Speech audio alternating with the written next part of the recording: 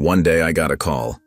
3 eighth-grade boys dragged my 12-year-old daughter into the boys' locker room and beat her so badly, she left with torn braids, bruised ribs, and eyes too swollen to cry. And when I got to the school, the principal told me it was just roughhousing. They blamed her, said she shouldn't have been near the locker room, as if she walked in there hoping to be attacked. No calls home, no punishment for the boys, no cops, just a nurse, an empty file, and 3 rich sons of powerful men getting away. Again. They expected me to nod and walk away. They didn't know I'm a former Navy SEAL. And they sure as hell didn't think I'd dig up every buried secret this town's been hiding, especially not the one that will burn their little empire to the ground. Because I'm not just coming for justice, I'm coming for everything they tried to keep quiet. But let's start at the beginning. Before we dive in, let me know where in the world you're listening from today. I was midway through a conference call when my phone buzzed. The school's number flashed on screen. My stomach tightened. They never called unless something was wrong. "Excuse me," I told the client. "Family emergency." I switched lines without waiting for a response. "Hello? Mr. Davis? Nurse Patel from Lincoln Middle School. There's been an incident involving Nyla. She's injured." The world stopped. My daughter, my little girl. "How bad?" I croaked. "She's stable but needs medical attention, and you here." "I'm on my way." I grabbed my keys, mind racing through possibilities. A gym class fall? Allergic reaction? A fight? Nyla wasn't the fighting type. Quiet, artistic, kept to herself. The 15-minute drive took 8. SEAL training kicked in. Assess, plan, execute. I weaved through traffic, knuckles white against the wheel. The knot in my chest tightened with each minute. I abandoned my car at the curb and sprinted inside, ignoring the visitor check-in sign. The security guard recognized me and let me pass. "Nurse's office?" I barked. "Down the hall, left at the water fountain," he pointed. The hallways were nearly empty. My footsteps echoed against the linoleum as I ran. At the frosted glass door marked Health Services, I paused, breathed deep, and entered. Nothing could have prepared me. Nyla sat hunched on an exam table, curled inward like a wounded animal. Her face was bruised, left eye swelling shut, dried blood crusting her nose and mouth. Her shirt was torn, with angry marks around her neck. Worst was her hair. The braids she'd been so proud of were mostly gone. Patches of scalp showed where they'd been ripped out. What remained hung in uneven clumps. She didn't look up when I entered. "Nyla," I whispered, crossing the room. She flinched at my reach, sending ice through my heart. I crouched to her level instead. "Baby, it's Dad, I'm here." Her vacant eyes flickered to mine. No tears, just emptiness. That terrified me. "Mr. Davis," Nurse Patel appeared with a clipboard. "I've documented her injuries. She needs a doctor. Possible concussion, and these cuts need professional attention." What happened? I struggled to keep my voice level. The nurse glanced at an administrator in the doorway. There was an altercation between students. An altercation? Look at her. This wasn't some playground scuffle. The thin-faced administrator stepped forward. "Mr. Davis, we're still gathering information. Rest assured, we take student safety very seriously. Who did this to my daughter?" I stood to my full height, towering over her. "We have a zero-tolerance policy for violence. The situation is being investigated." "That's not what I asked." My voice was dangerously quiet. "I want names." "Mr. Davis, I understand you're upset." "Upset?" "Upset is a bad grade. This is something else entirely." Their exchanged glance told me they were hiding something. "Dad." Nyla's voice was barely audible. I knelt beside her. "I'm right here, baby." She reached for my hand but said nothing more. "Can you tell me what happened?" I asked gently. She shook her head, eyes darting toward the administrator. "Perhaps get Nyla medical attention first," Nurse Patel suggested. "The police have been notified and will want a statement." Police? So not just an altercation after all. "Protocol requires reporting serious physical altercations," the administrator explained. The school janitor passed by, our eyes meeting briefly as he nodded. "Sir," he said quietly, You might want to ask about the boys' locker room. Mr. Washington, that will be all, the administrator snapped. The boys' locker room? I turned back. What does that have to do with my daughter?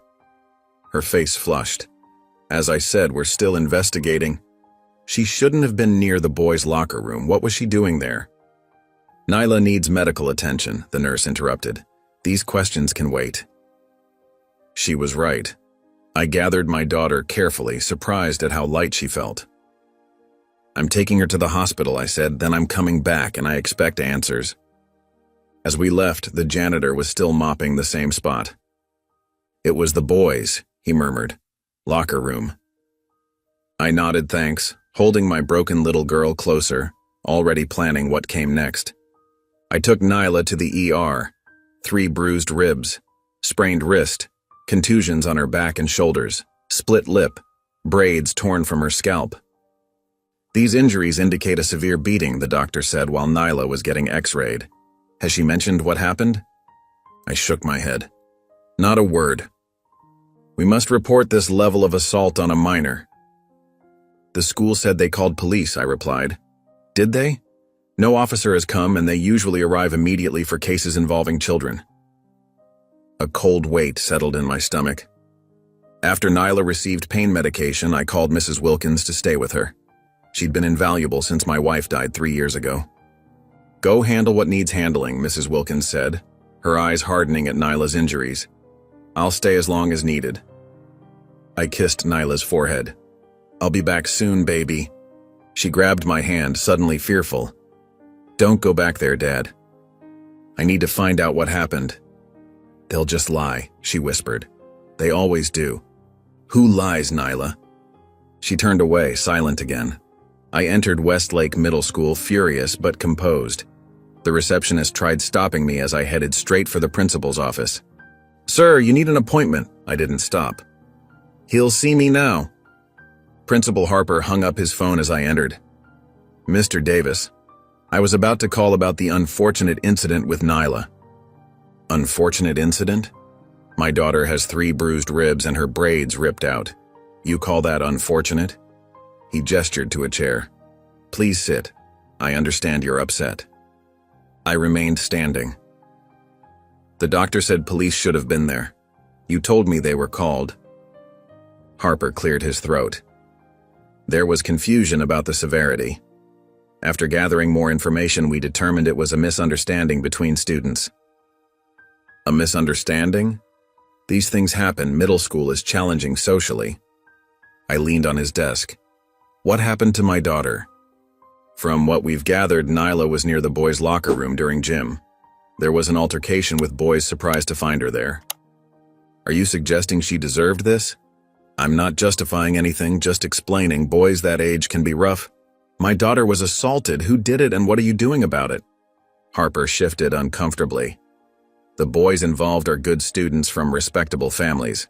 No history of problems. I want names. I can't divulge that due to privacy policies. My minor was assaulted on your watch. Who did it? These were just boys roughhousing, perhaps too far, but no malicious intent. You call torn braids and bruised ribs roughhousing? We've spoken to the boys who regret the situation getting out of hand. So you know who did this but won't discipline them.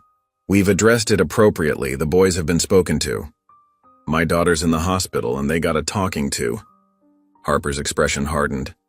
I've been an educator for 25 years. I know how to handle these situations. What about the police report? The nurse said police were called.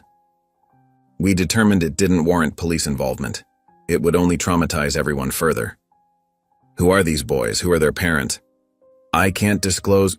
Tyler Jameson, came a voice from the doorway. The janitor, Mr. Washington, stood there. Chase Nichols and Brent Whitaker were with him. I saw them running from the locker room, laughing. Heard Tyler say something about teaching her a lesson. Harper jumped up. Mr. Washington, that's inappropriate. Leave immediately. But Washington looked at me. Judge Jameson's son, the vice principal's nephew, and Whitaker's daddy owns half the commercial property in town. He nodded and continued down the hall. Harper sputtered. That man has no idea what he's talking about. But his panicked eyes told me everything. So 3 boys from powerful families beat my daughter and you're covering it up. That's absolutely not what's happening, Harper insisted weakly. All factors considered, including who their daddies are. Harper flushed. Take some time to cool down. We can discuss this when emotions aren't so high. I straightened up. You're right about one thing. My daughter is safe now because she's never coming back to this school. At the door, I paused. And this conversation isn't over, not by a long shot. I brought Nyla home that afternoon. The hospital had discharged her with painkillers, bandages, and a referral to a trauma counselor. The physical damage was minor, according to the doctor. Bruised ribs, facial contusions, scalp abrasions. But the look in her eyes told a different story. Our home had always been our sanctuary, just the 2 of us since her mother passed when Nyla was 4. I'd built our life carefully, deliberately. A safe place, a good school district. All the things a father is supposed to provide. Now, watching her curl into herself on the couch, I realized how fragile that safety had always been.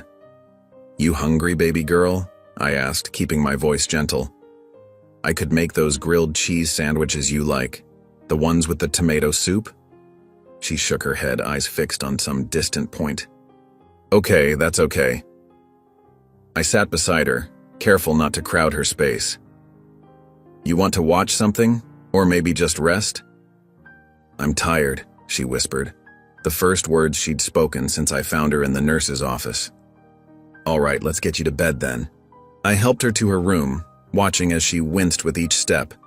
Her scalp was still raw where they'd torn out her braids. We'd spent hours getting those braids done just 2 weeks ago, sitting in Miss Cheryl's salon, Nyla chattering about her art project while the women worked their magic. Now those braids were gone, and so was my daughter's voice. I tucked her in gently, pulling the covers up to her chin like I used to when she was little. I'm right down the hall if you need anything. Anything at all, okay? She nodded, her eyes already closing. I stood in her doorway for a long time watching her breathe. The steady rise and fall of her chest was the only thing keeping me anchored. Without it, I might have already been in my truck, hunting down 3 teenage boys and their fathers. Instead, I went to the kitchen and pulled out my phone. The school board. That was the next logical step. Follow the chain of command. Do things the right way. I called the number listed on the district website and got voicemail. Left a detailed message explaining what happened and requesting immediate action. Then I called the superintendent's office directly. Another voicemail. By 9 o'clock that night, I'd left 7 messages with various officials and sent 4 emails. The only response I received was an automated reply from the district office. Thank you for your communication. All matters concerning student discipline are handled according to district policy and with appropriate confidentiality protections. If you believe your child has been involved in an incident at school, please contact the school principal directly to schedule a conference. I slammed my laptop closed, then immediately regretted it, glancing toward Nyla's room. But there was no sound. She was either asleep or lying silently in the dark. I wasn't sure which possibility worried me more. I poured myself 2 fingers of whiskey and sat at the kitchen table. The house felt too quiet, too still. Like the moment before an ambush, that preternatural silence that makes the hair on your neck stand up. My SEAL training had taught me to recognize that feeling, to use it. When the world goes quiet, that's when you need to be most alert. I checked on Nyla again around 11. She was asleep, her face troubled even in rest. I noticed something peeking out from under her bed, the corner of her sketchbook. She'd been carrying that thing everywhere for months, filling it with drawings that showed a talent I certainly hadn't passed down to her. I shouldn't look. I knew that. But something told me I needed to. I eased the sketchbook out and took it to the living room. What I found inside made my blood run cold. The first few pages were what I expected. Landscapes, portraits of her friends, studies of hands and eyes that showed remarkable detail for a 12-year-old. Then, dated 3 weeks ago, the tone changed. A drawing of a hallway with shadowy figures lurking at the edges. Another of a girl, clearly Neela, sitting alone at a lunch table while others pointed and whispered. A particularly detailed sketch of 3 boys standing together, their faces rendered with such precision that I recognized them immediately from around town: Tyler, Chase, and Brent. The most recent drawings, dated just days before the attack, were darker still. A girl curled into a protective ball while disembodied hands reached for her. A bird with broken wings. A face. Nyla's face, half hidden behind a curtain of hair, one eye visible and filled with fear. And on the final page, dated yesterday, a locker room, shadowy figures, a girl on the ground. She knew. She'd known this was coming.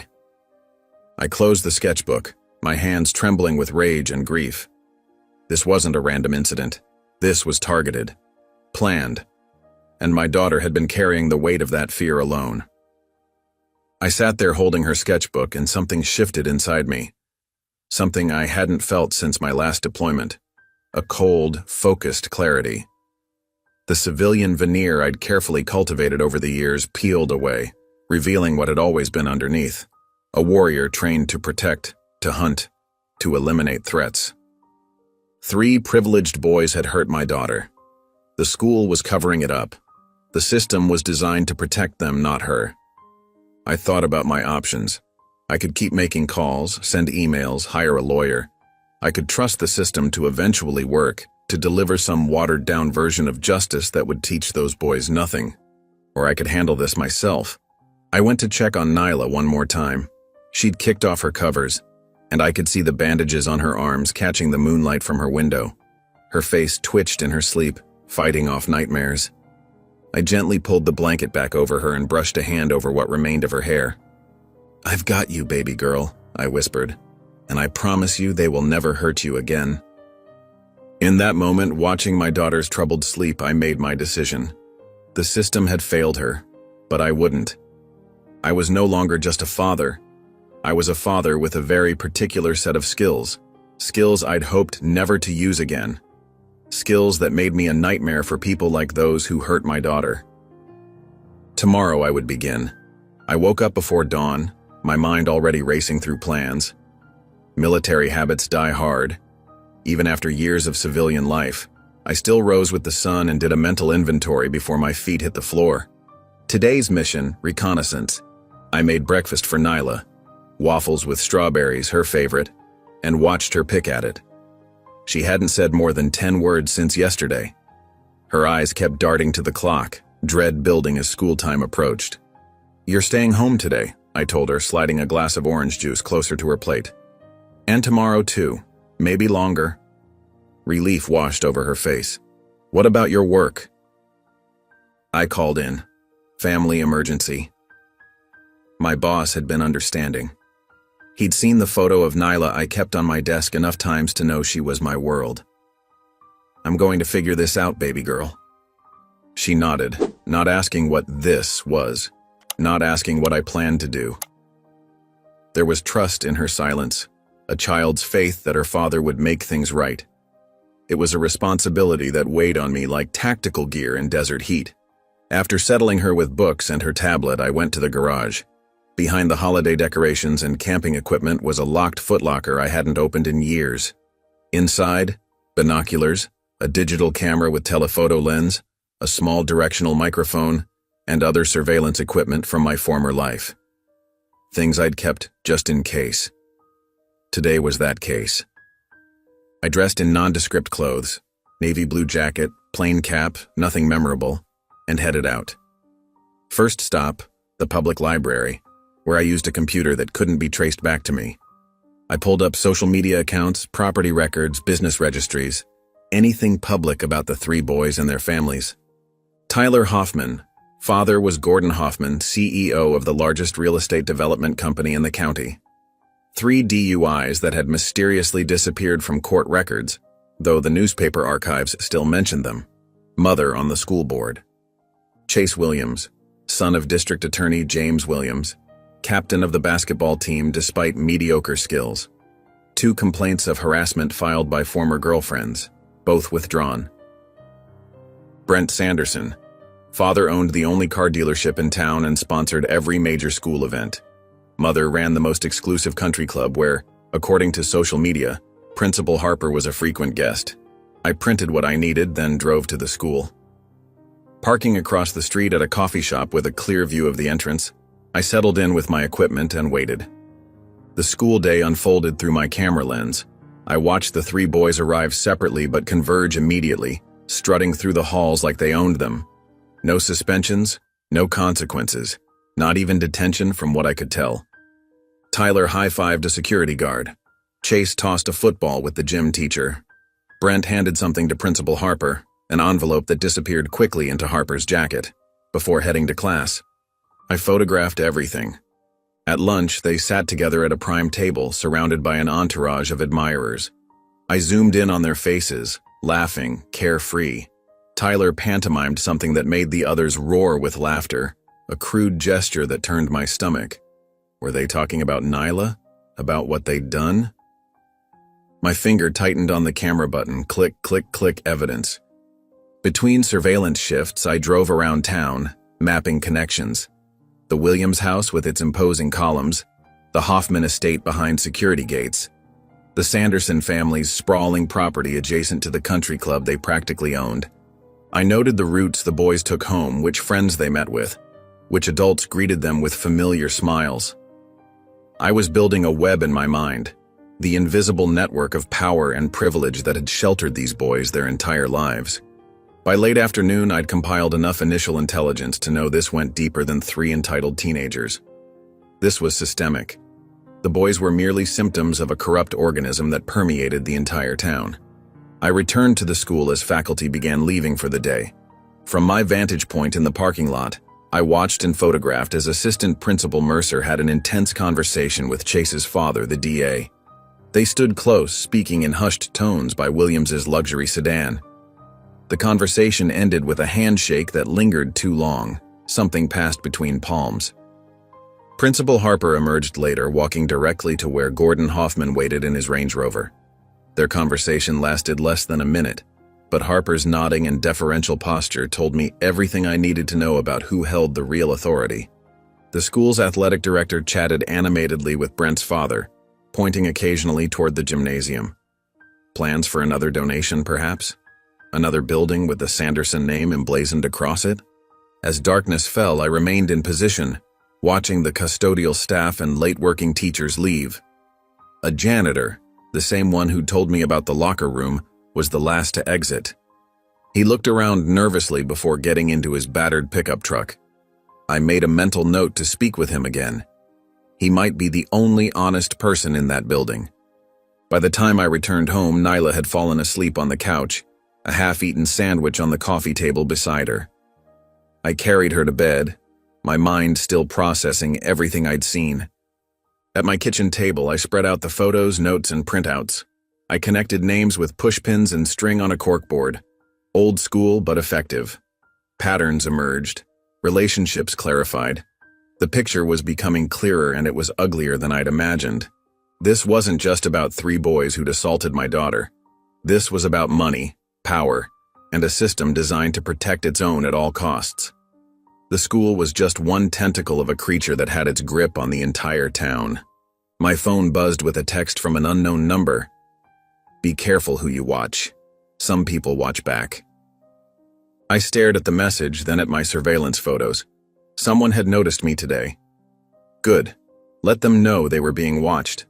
Let them feel a fraction of the unease my daughter felt every day at that school. I wasn't just gathering intelligence anymore. I was declaring war.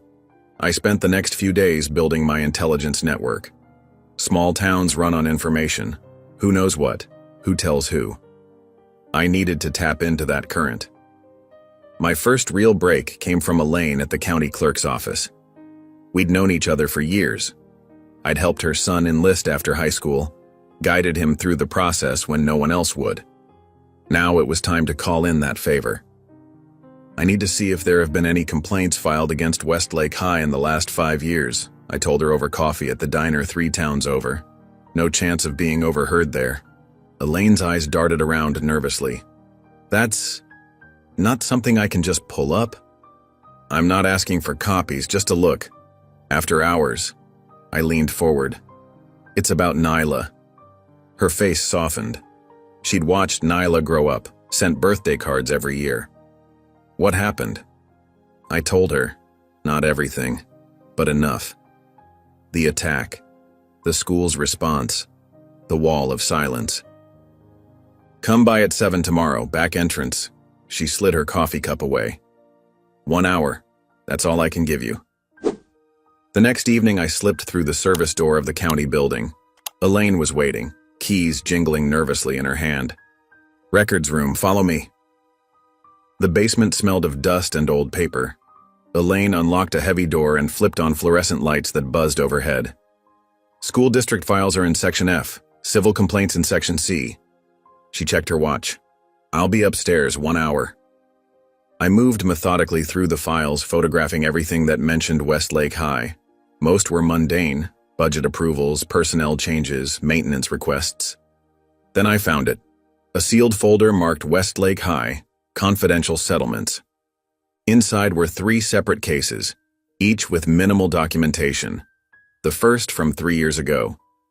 Incident involving female student, minor, and male students, TWCHBS. The same initials, Tyler Williams, Chase Hoffman, Brent Sanderson. My hands trembled as I read further. The complaint had been filed by the parents of Jessica Reeves, then withdrawn 2 weeks later. The family relocated to Arizona the following month. The second case from 2 years ago. Another female student, another complaint withdrawn. This time with a notation. Financial settlement reached, terms confidential. The family had signed an NDA. The third was from just last year, Kira Matthews. Her family had filed a complaint citing assault and administrative negligence. It too had been withdrawn, but with a different note. Complainant retracted allegations as unsubstantiated. I photographed every page, my stomach churning. This wasn't an isolated incident. This was a pattern, a system. The same boys, the same cover-up, different girls. On my way out, I found one more file.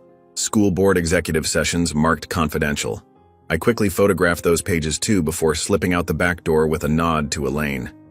At home, I spread the documents across my table. The school board minutes revealed more pieces of the puzzle. Veiled references to student disciplinary matters, followed by executive sessions, where no minutes were recorded. After each session, there were budget approvals for unexpected expenses, legal fees disguised as administrative costs. And the names on those approvals? The same board members year after year, including Charles Hoffman, Chase's uncle, Margaret Williams, Tyler's mother, and the board president, Robert Sanderson, Brent's father. They'd built a perfect machine, one that protected their boys while silencing their victims. I needed to find these girls. Their stories might be the key to breaking this open. Jessica Reeves was easiest to track down through social media.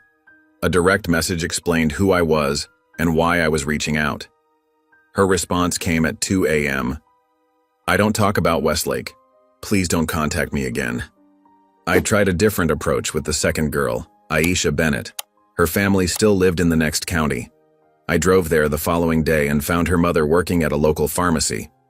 Mrs. Bennett, my name is... I know who you are. She cut me off, eyes darting to her co-workers. Not here. We met at a park after her shift. She sat rigidly on the bench, staring straight ahead. We signed papers, she said before I could speak. We can't discuss anything about what happened at Westlake. My daughter, Nyla... Stop. Her voice cracked. They'll take everything if I talk. The house, the settlement money. Everything Aisha needs for college. She stood up. I'm sorry about your daughter, truly. But we can't help you. I was hitting walls everywhere I turned. These families had been systematically silenced, bought off, or scared away. My last hope was Kira Matthews.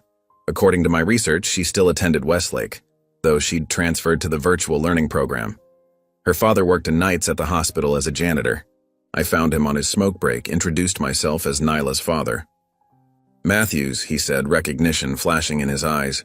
Your girl's the latest one, isn't she? My heart pounded. You know? He took a long drag of his cigarette. Everyone in maintenance knows. We clean up their messes, literal and otherwise. He looked around the empty parking lot. They got to Kira, made her say she lied, Know what happens when a teenage girl gets labeled a liar in a town like this? I nodded. I knew exactly what happened. They offered us money, too, he continued. Turned it down. My pride wouldn't let me take it.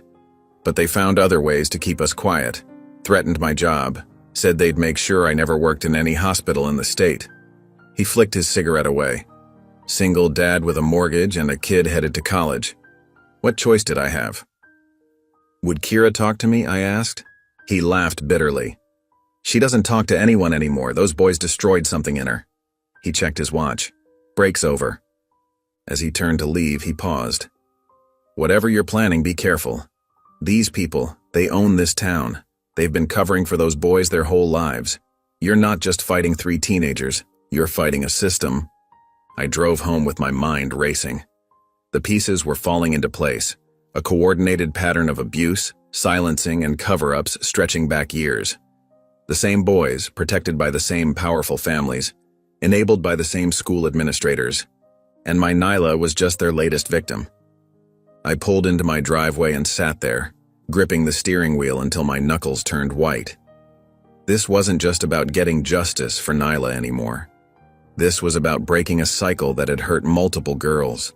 A system that valued the futures of 3 boys over the lives of their victims. The question was no longer if I would act, but how, and against whom. I woke up early the next morning with a new determination. If I was going to break this system, I needed hard evidence, something undeniable. The school had cameras throughout the building. Surely they'd captured what happened to Nyla. I dressed in my most professional outfit, dark slacks, button-down shirt, and a tie that Nyla had given me last Father's Day.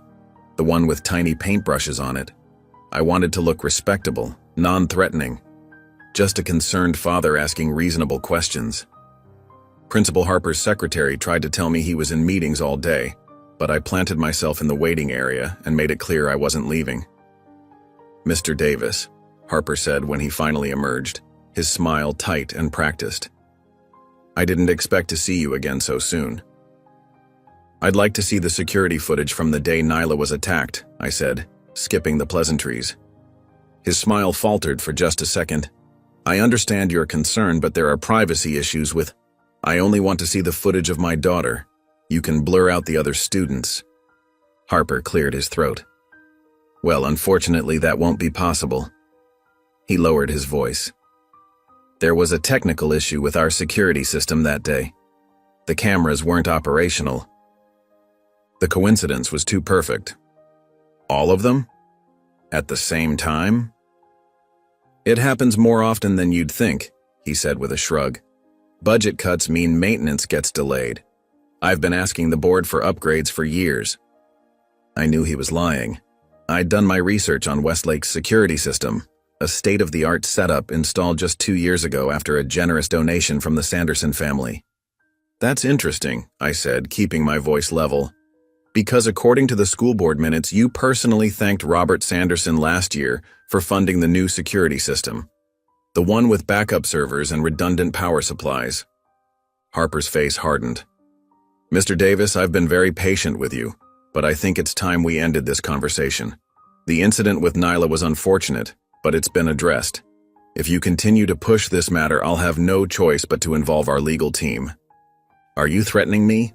I'm advising you of the potential consequences of your actions, he said. Now I have a school to run. As I walked out, I noticed the security cameras tracking my movement. Funny how they were working perfectly now. Back in my car, I called every local news outlet I could find. Most brushed me off immediately. A school fight wasn't newsworthy. One reporter seemed interested until I mentioned the Sanderson name, then suddenly remembered a deadline she had to meet. Finally, I reached Elaine Winters at the County Tribune. She listened to my entire story without interruption. Mr. Davis, I believe you, she said when I finished. This isn't the first time I've heard rumors about those boys, but without evidence, video, photos, witness statements, there's nothing I can publish. The Sandersons alone have sued this paper twice in the past decade. What about the other victims? The pattern ? Sealed records and NDAs, she sighed. Look, get me something concrete. Anything I can verify independently and I'll run with it. Until then, my hands are tied. I spent the rest of the day making calls, hitting the same wall over and over. By evening, I was exhausted and no closer to justice for Nyla. She'd stayed in her room most of the day, only emerging for dinner. We ate in near silence, her eyes rarely leaving her plate. "How about a movie tonight?" I suggested as we cleared the table. "Your pick." A ghost of a smile crossed her face. "Maybe." It was the most positive response I'd gotten from her in days. I was washing dishes when the doorbell rang. "I'll get it," I called out, drying my hands.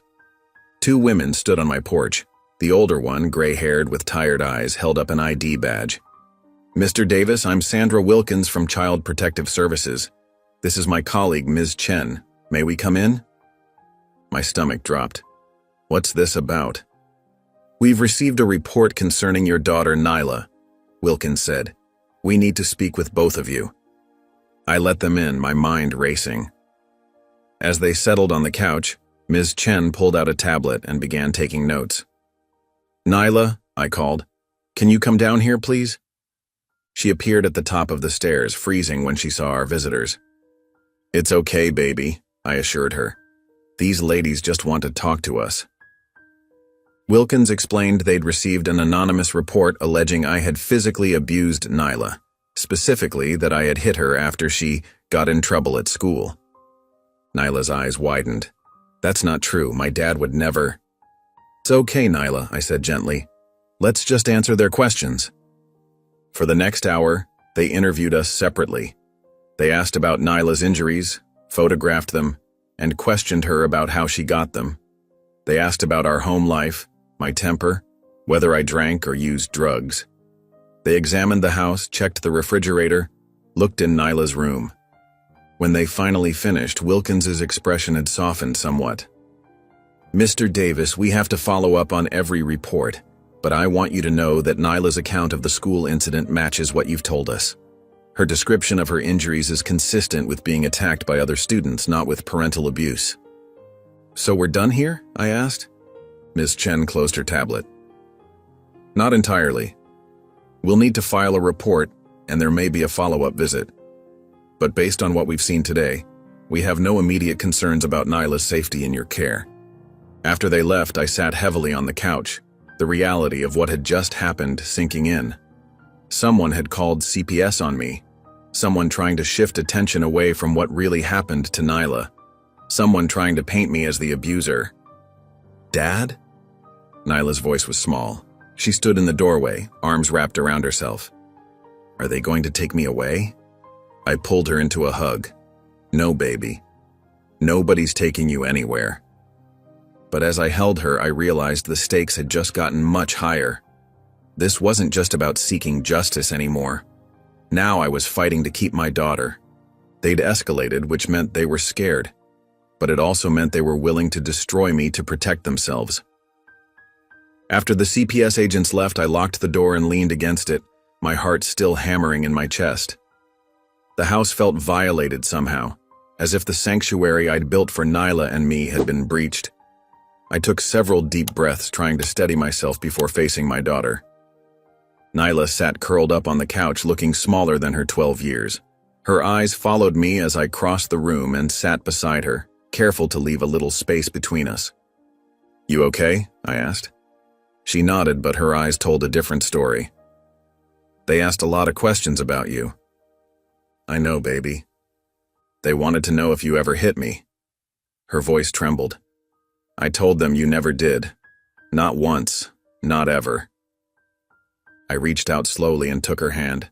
"Thank you for telling the truth." They looked at my bruises. Her free hand unconsciously touched her cheek where the swelling had started to fade to a yellowish purple. I told them about Tyler and the others. I told them what really happened. Pride swelled in my chest. It must have taken tremendous courage for her to relive that trauma with strangers. "You're the bravest person I know," I said. A ghost of a smile touched her lips, then vanished. "Are we in trouble?" Before I could answer, my phone rang. The caller ID showed Sandra Wilkins, the lead CPS agent who just left our house. My stomach clenched as I answered. "Mr. Davis, I wanted to speak with you privately," she said, her voice professional but not unkind. Based on our initial assessment, we don't believe Nyla is in immediate danger. However, I need to inform you that we're required to open a formal investigation. But you just said... I know, and I personally don't believe the allegations, but the report came from a mandated reporter at the school, which triggers certain protocols we can't ignore. The school. Of course. The pieces clicked into place. They were trying to discredit me, to make me the villain in this story. What happens now? I asked, turning away from Nyla and lowering my voice. We'll conduct interviews with school personnel, review medical records, and possibly speak with neighbors or other family members. There will be a formal hearing in 7 days to determine if temporary custody adjustments are necessary. The room seemed to tilt.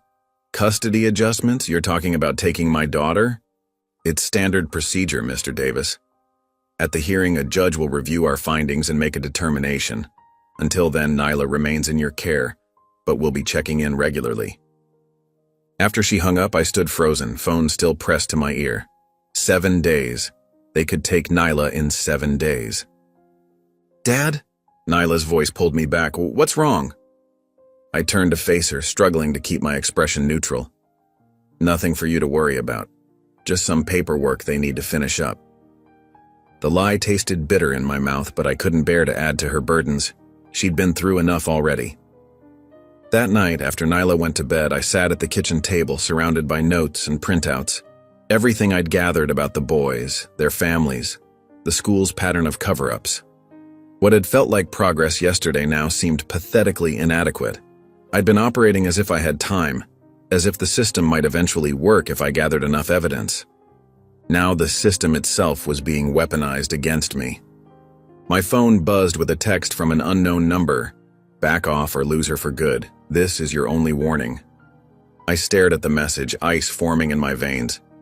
They were watching me. They knew I was digging. And now they were threatening to take the one person who mattered most to me. Sleep eluded me that night.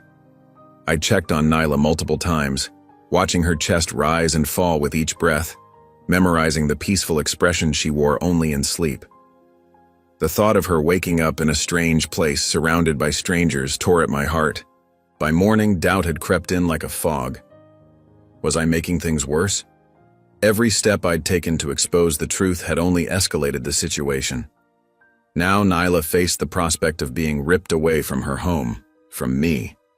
Over breakfast, I watched her push cereal around her bowl, her appetite still diminished from everything that had happened. Nyla, I said gently, I need to ask you something important. She looked up, wary. Do you want me to keep fighting this about what happened at school? Her spoon clattered against the bowl. What do you mean?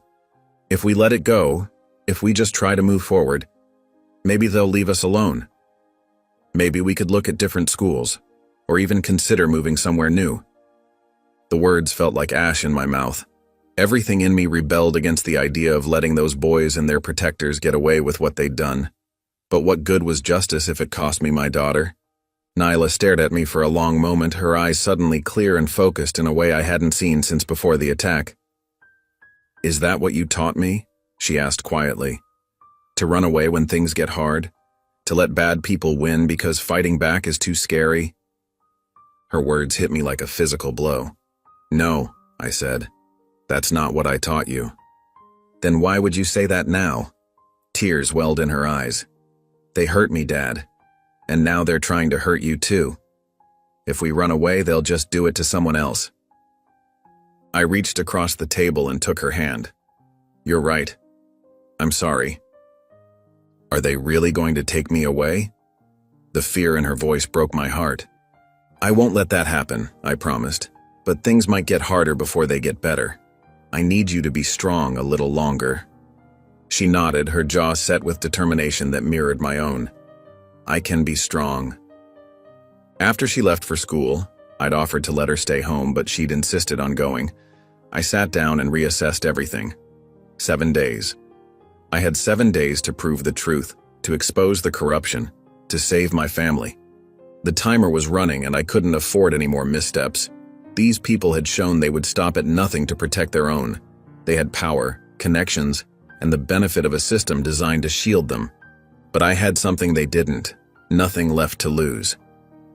I paced the length of my living room, the floorboards creaking under my weight as I wore a path in the carpet. The digital clock on the cable box flipped to 2:13 a.m. I'd been at this for hours, unable to still my racing thoughts or quiet the fear that had taken root in my chest. My military training had taught me to function on minimal sleep, to stay alert through days of exhaustion when necessary. But this was different. This wasn't physical fatigue I could push through. This was the bone-deep terror of a father who might lose his child. I stopped at the window, pulling back the curtain just enough to peer into the darkness. Was someone watching the house right now? Taking notes on my movements? Planning their next move against us? The street was empty, silent, but that brought no comfort. The enemies we faced didn't need to lurk in shadows. They operated in broad daylight, behind desks and titles, wielding paperwork instead of weapons. I let the curtain fall back into place and resumed my pacing. Think, I muttered to myself. There has to be a way. But every scenario I played out ended in failure. If I went public without evidence, I'd be dismissed as a paranoid, angry father. If I gathered evidence through less than legal means, it could be thrown out or used against me in the custody hearing. If I confronted the boys directly, I'd be arrested for threatening minors. The walls of my home, once a sanctuary, now felt like they were closing in. 7 days. How could I possibly untangle years of corruption and cover-ups in 7 days? I sank onto the couch, dropping my head into my hands. For the first time since leaving active duty, I felt utterly powerless. During my military career, I'd faced death many times, but nothing had prepared me for this, for watching my daughter suffer while the people responsible walked free, for having the system I'd once believed in turn against us. "I'm sorry, Nyla," I whispered into the darkness. "I don't know if I can fix this." The admission felt like surrender, and it tasted bitter on my tongue. But what choice did I have? Every move I made seemed to make things worse. Maybe the right thing, the only thing, was to back down, to focus solely on protecting what remained of our life together. I must have dozed off on the couch because I woke with a start as the first pale light of dawn filtered through the windows. My neck ached from the awkward position, and my mouth felt dry. I checked my watch. 5:47 a.m. Rubbing my face, I stood and stretched, my joints popping in protest. I needed a shower, coffee, and a clear head to figure out our next steps.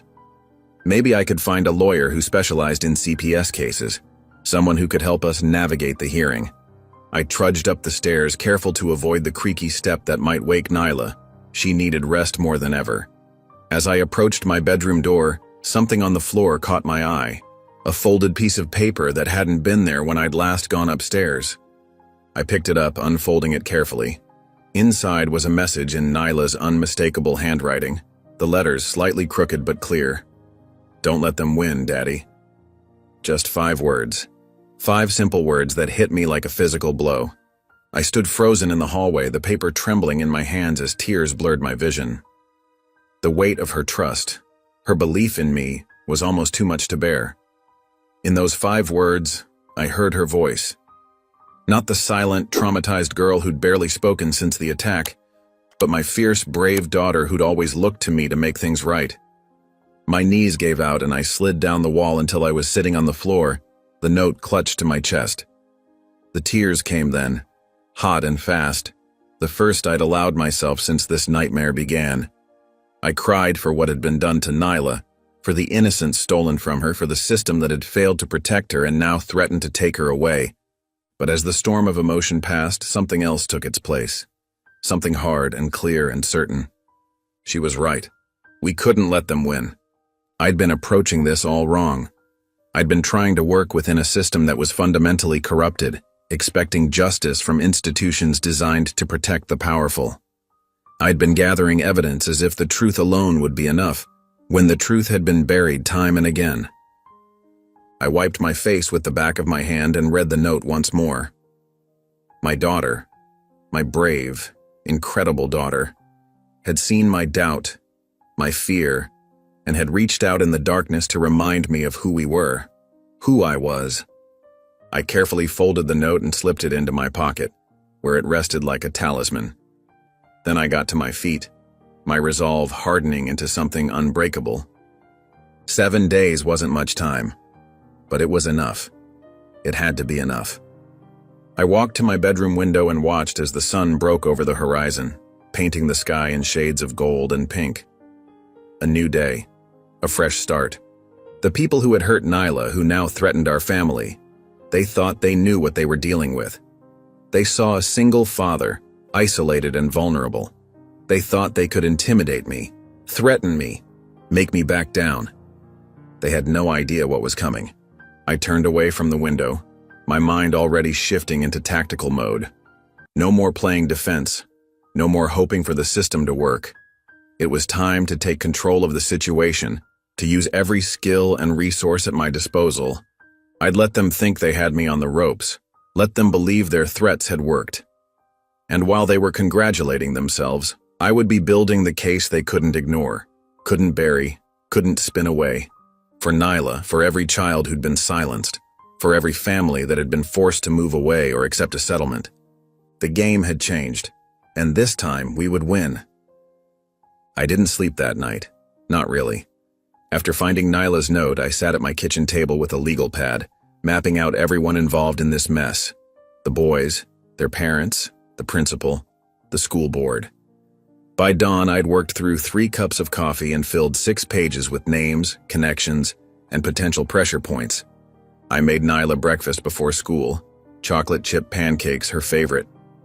She ate silently, but I caught her watching me, a hint of that old spark in her eyes. When I dropped her off, I squeezed her hand. "I'm picking you up today. No after-school program." She nodded, relief washing over her face.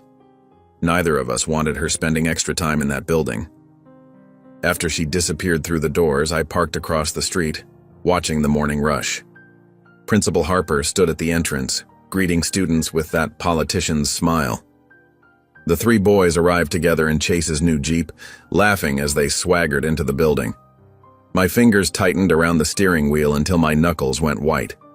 I'd planned to spend the day following up on the records I'd found, maybe tracking down one of those families who'd moved away. But first, I needed to talk with Nyla's teachers, get a sense of how she was being treated in class. I walked through the front doors, signed in as a visitor, and headed toward the main office. That's when I noticed him, an older black man in gray maintenance coveralls mopping the hallway floor. There was something in the way he held himself, the methodical precision of his movements. Military, I thought instantly. You can always tell. He glanced up as I passed, his eyes sharp and assessing. Recognition flickered across his weathered face. He'd seen me before, picking up Nyla. He gave me a barely perceptible nod, then returned to his mopping. I spent the next hour meeting with Nyla's English teacher, a kind-faced woman who seemed genuinely concerned about my daughter. She confirmed what I feared. Nyla had withdrawn completely, refusing to participate in class discussions. The teacher lowered her voice when she mentioned that the 3 boys were also in the same class, watching Nyla with smug expressions. "I've reported it," she said, frustration evident in her tone, but nothing changes. I thanked her and headed back toward the front entrance. As I rounded the corner, the janitor appeared beside me, falling into step. "Mr. Williams?" he said quietly, not looking at me. "Got a minute?" I slowed my pace. "Do I know you?" "Name's Earl. I see things around here." He guided me toward a maintenance closet, opening the door and gesturing me inside. The small space smelled of cleaning chemicals and dust. He closed the door behind us, flicking on a dim overhead bulb. "Your girl," he said, his voice low and gravelly. What happened to her wasn't right. My chest tightened. "You know something?" Earl's eyes met mine, steady and clear. 26 years in the Army taught me to watch my back. Been working here 8 years, seen how things operate. These walls got ears, you understand? And cameras that work when they want them to. He reached into his pocket and pulled out a small flash drive, so I got my own. My pulse quickened as I stared at the small device. "What's on it?" "After what happened to that Jensen girl last year, they said she was lying too. I put up my own camera, hidden in the maintenance hallway that runs behind the locker rooms." He pressed the flash drive into my palm. It seized through the ventilation grate. My fingers closed around it, hope and dread surging through me in equal measure. "You're saying—" "I'm saying I got it all. What those boys did to your daughter." His jaw tightened. "Been waiting for the right moment to give it to you. Saw you come in today and figured it was time." I stared at him, overwhelmed by what he was offering. "Why would you risk this? Your job." "Some things matter more than a paycheck." Earl's eyes hardened. "My granddaughter goes to this school, 7th grade, like your Neela. I watch out for all these kids, but nobody's watching out for the ones who need it most." I slipped the flash drive into my pocket, my hand trembling slightly. "I don't know how to thank you." "Don't thank me yet. Watch it first." He checked his watch. "I gotta get back before they notice I'm gone." "But Mr. Williams?" His voice dropped even lower. "Whatever you do with that, be careful. These people, they protect their own." With that, he opened the door and slipped out, resuming his mopping as if our conversation had never happened. I left the school in a daze, the flash drive burning a hole in my pocket. I drove to a coffee shop several miles away, ordered a large black coffee, and found a corner table with my back to the wall. I pulled out my laptop, inserted the drive, and opened the only file it contained. The footage was grainy but clear enough. The timestamp showed last Tuesday, 2:17 p.m. Through the ventilation grate, I could see part of the boys' locker room. At first, there was nothing, just empty benches and lockers. Then Nyla appeared, walking cautiously, looking for something. A book, maybe, or her art supplies. Someone must have told her to go in there, set her up. The 3 boys emerged from around a corner, surrounding her. Tyler spoke first, his posture aggressive. I couldn't hear the audio clearly, but I could read his body language. Nyla tried to leave, but Chase blocked her path. When she attempted to push past him, Brent grabbed her arm, spinning her around. What happened next made my blood run cold. They surrounded her, taunting her, pulling at her clothes. When she fought back, Tyler shoved her hard against the lockers. The sound came through clearly then, Nyla's scream echoing off the metal. They grabbed her braids, yanking until clumps came out in their hands. She fell to the floor and they circled her, laughing. "Please," I heard her beg, "please stop." But they didn't stop. Not until they'd torn her shirt, bloodied her lip, and left her curled on the floor, sobbing. I slammed the laptop closed, bile rising in my throat. My hands shook violently as I unplugged the flash drive. The coffee shop spun around me, voices and music fading beneath the roar of blood in my ears. I stumbled to the bathroom, barely making it to the toilet before I vomited. When I could breathe again, I splashed cold water on my face and stared at my reflection in the mirror. The man looking back at me had murder in his eyes. I spent the next hour watching that footage 3 more times, forcing myself to see every second of what they'd done to my daughter. Each viewing carved the images deeper into my mind, like acid etching metal. By the 4th viewing, I wasn't shaking anymore. Something cold and precise had taken over, the tactical part of me that hadn't been awake in years. I checked my watch. 5 days until the CPS decision. Not enough time to navigate official channels, even with this evidence. The system was designed to protect people like the Kingstons and the Whitleys, not people like us. I needed to move fast and hit hard. Back in my car, I made a quick call to my old teammate Marcus, now working in digital security. "I need to clean up some video footage," I said after brief greetings. "Enhance quality, maybe isolate audio. Nothing fabricated, just making what's already there clearer." "Legal purposes?" he asked. "Justice purposes," I answered. There was a pause. "Send it over. I'll have it back to you by morning." Next, I drove to an electronics store and bought 3 external hard drives, a printer, and a stack of manila envelopes. At home, I found Nyla asleep on the couch, a half-finished drawing on her lap. I gently removed the sketch pad and covered her with a blanket, my resolve hardening as I noticed the dark circles under her eyes. I sat up at the kitchen table and began building my case. First, I created a timeline of events, starting with Neela's attack and working backward through the previous incidents I'd uncovered. I printed out public records showing the pattern of complaints that disappeared, the settlements that were quietly paid, I compiled screenshots of social media posts where the boys had bragged about their untouchable status, how daddy's money fixes everything. Around 2 a.m., my phone pinged. Marcus had sent back the enhanced footage. The image was sharper, the audio clearer. He'd also isolated keyframes showing each boy's face clearly as they attacked my daughter. My stomach turned, but I kept working. By dawn, I had created a comprehensive digital press kit. I organized everything into sections: the video evidence, documentation of previous incidents, public records showing connections between the boys' families and school officials, a timeline of the school's response to Nyla's assault, medical records documenting her injuries. I wrote a cover letter that was factual and unemotional, just the cold, hard truth about what happened and the system that protected the perpetrators. I made copies of everything onto the 3 hard drives and prepared the manila envelopes for delivery. The sun was rising as I finished. I checked my watch. Thursday morning. According to the school calendar I'd memorized, the annual Future Leaders of Tomorrow banquet was happening Friday night. All 3 boys were receiving awards. Principal Harper would be there, the school board, the local press. Everyone who had been part of the cover-up would be in one room, celebrating the very boys who had attacked my daughter. Perfect timing. I slept for 3 hours, then woke to drive across town. I mailed the first package to Valerie Chen at the local newspaper. She had a reputation for integrity that the paper's owners couldn't easily silence. The second went to a parents' advocacy group that had been pushing for accountability in the school district. The third I sent to Sarah Okafor, a civil rights attorney who specialized in school violence cases. I didn't use my name on any of the packages. I didn't need credit, I needed results. That afternoon, I picked up Nyla from school. She was quiet as we drove home, but there was something different about her silence today. "You okay, baby girl?" I asked.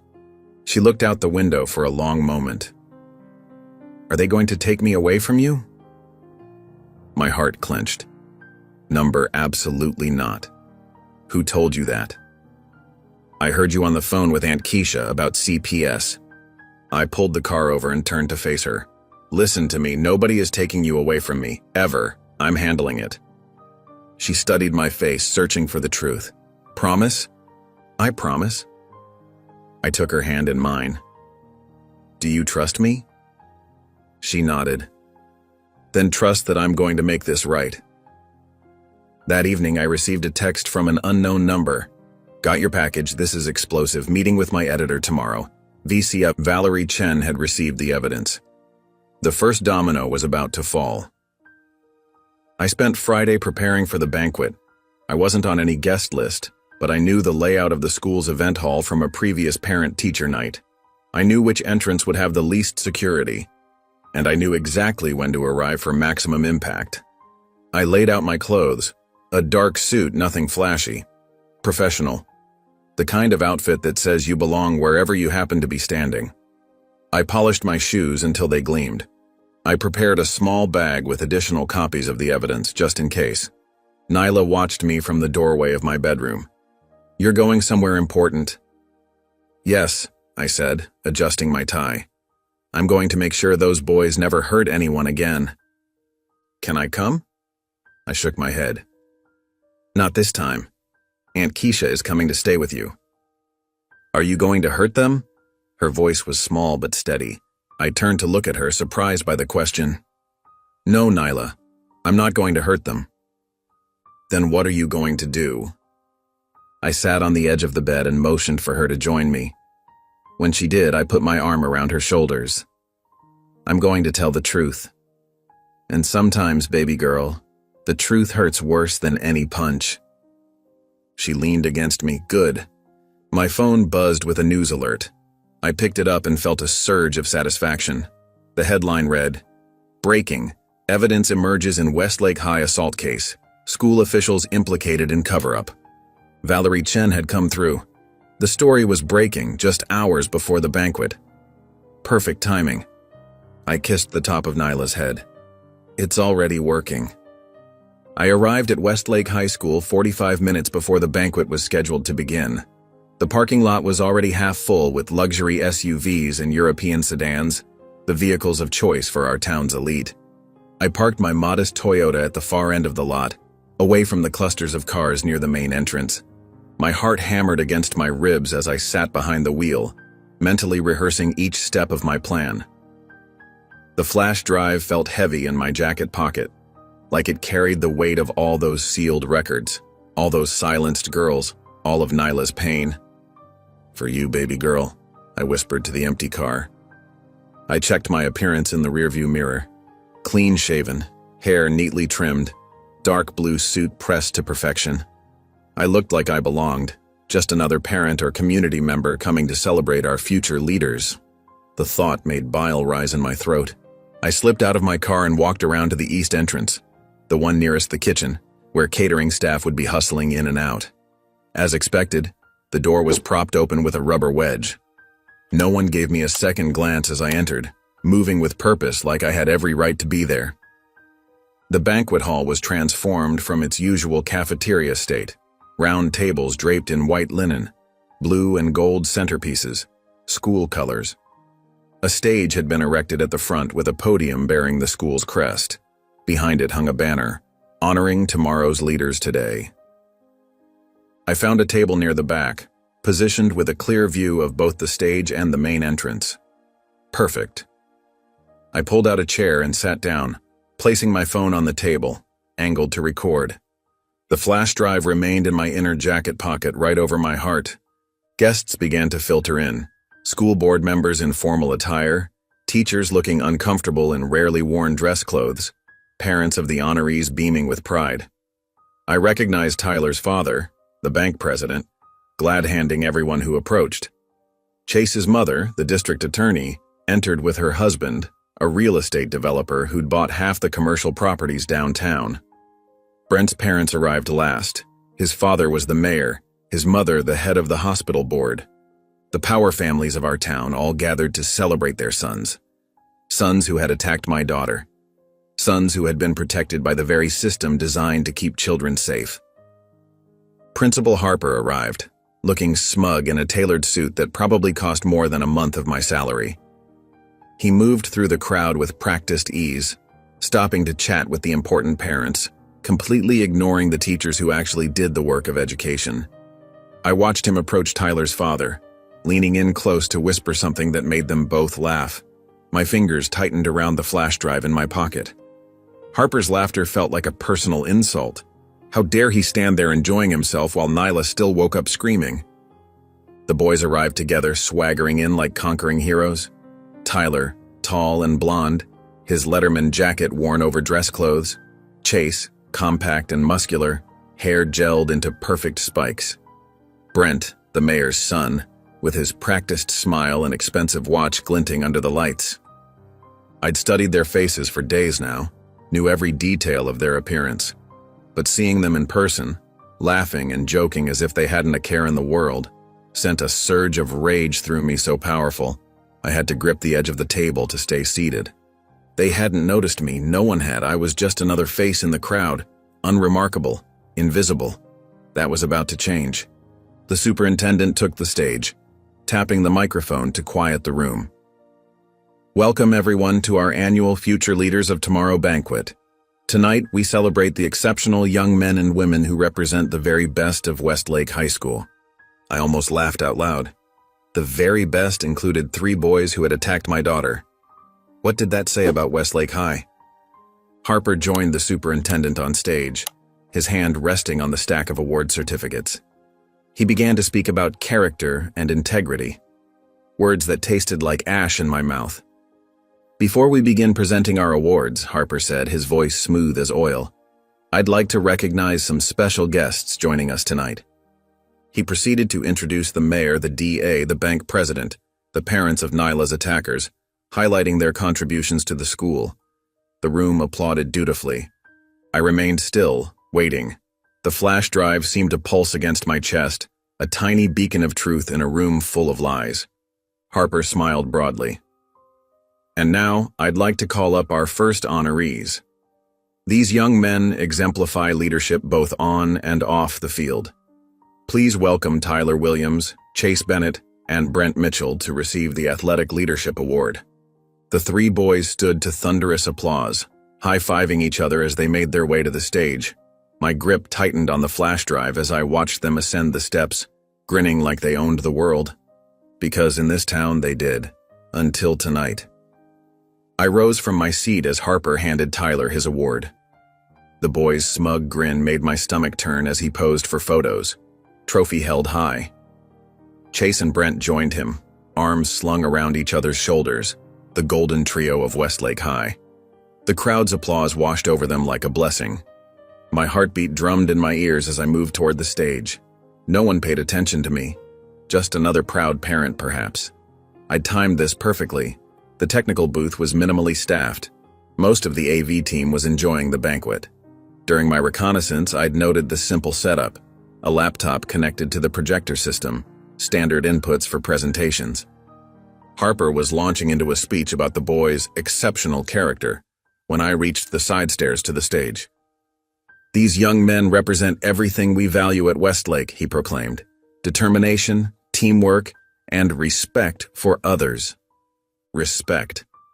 The word hung in the air like a bad joke. I slipped behind the curtain using the skills I hadn't needed since my SEAL days. The stage manager glanced up from his phone, startled. "Who are you?" I flashed the volunteer badge I'd created. "Tech support. Principal Harper requested a mic check." Before he could question me further, I moved past him to the soundboard. The flash drive felt heavy in my palm as I plugged it into the laptop. 3 clicks, and the video was queued up. On stage, Harper was wrapping up his glowing introduction. And now, Tyler Williams would like to say a few words about leadership. That was my cue. I stepped onto the stage, my footfalls echoing across the wooden boards. Harper turned, confusion flickering across his face. The boys froze, uncertain. "Excuse me, sir, this is a private ceremony," Harper began, moving to intercept me. I reached the microphone before he could stop me. My voice rang out across the banquet hall, steady and clear. "Good evening, everyone. Before we continue celebrating these exceptional young men, I think we should see what your leaders are really made of."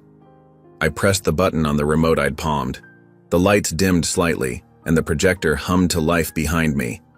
The first image appeared on screen, the school hallway, date and timestamp clearly visible. The exact day Nyla was attacked. "What is the meaning of this?" The mayor stood up, his face flushed with anger. I didn't respond. I didn't need to. The video spoke for itself.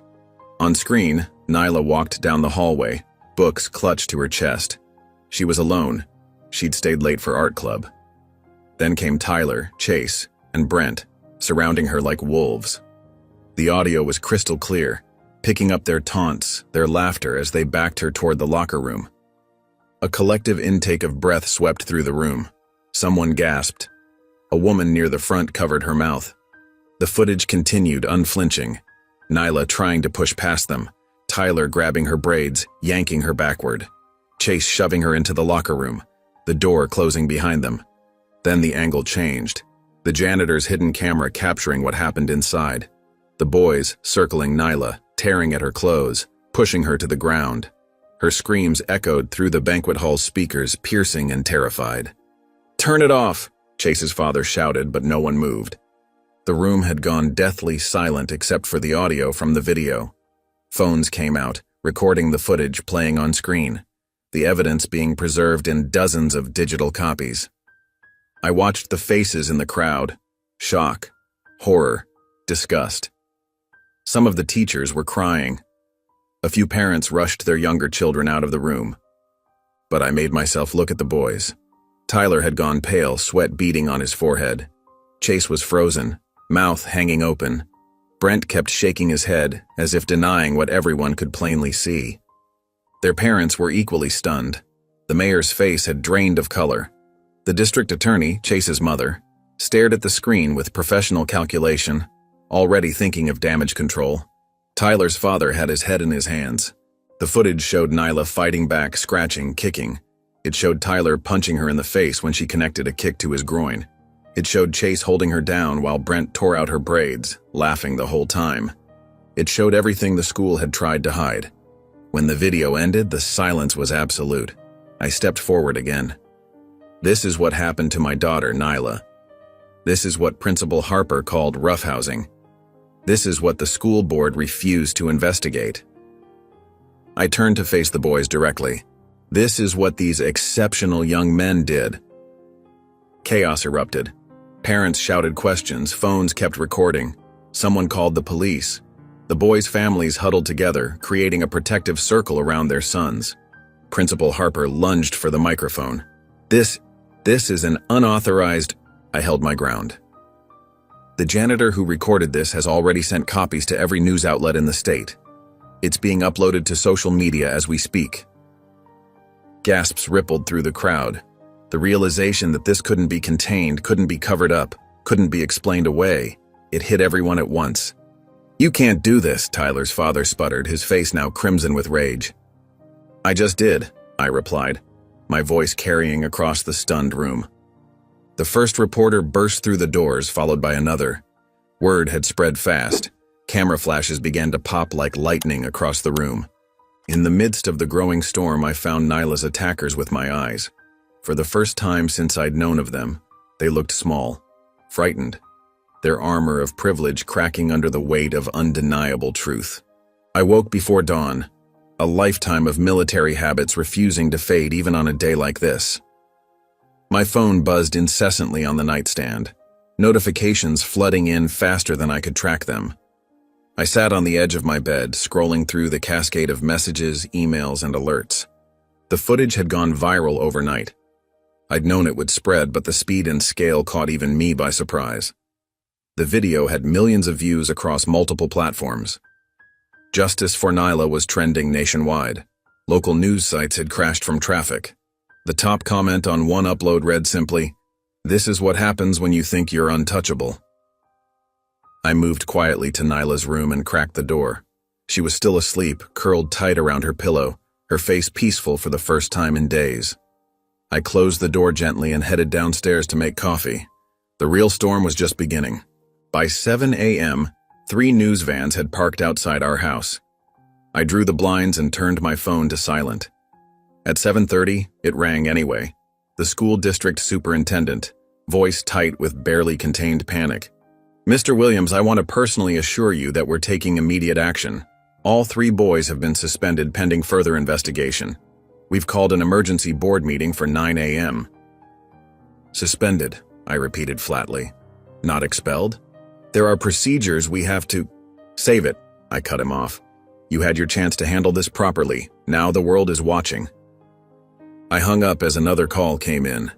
This one from a detective with the county sheriff's office. The case had been reopened with a different detective leading the investigation. Juvenile court summonses were being prepared for Tyler, Chase, and Brent. "We've received the footage," the detective said. "We're treating this as a serious assault case. I'd like to interview your daughter again when she's ready." "She'll be ready," I said. "But this time I want her statement recorded properly." Outside, the media presence grew. I peered through the blinds to see neighbors being interviewed, some defending us fiercely, others looking uncomfortable with the attention.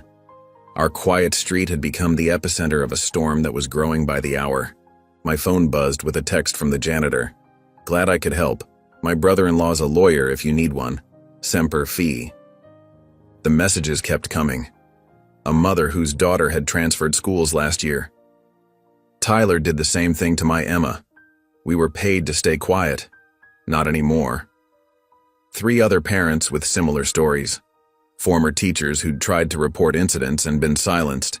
Each message filled in another piece of the puzzle, revealing a pattern that stretched back years.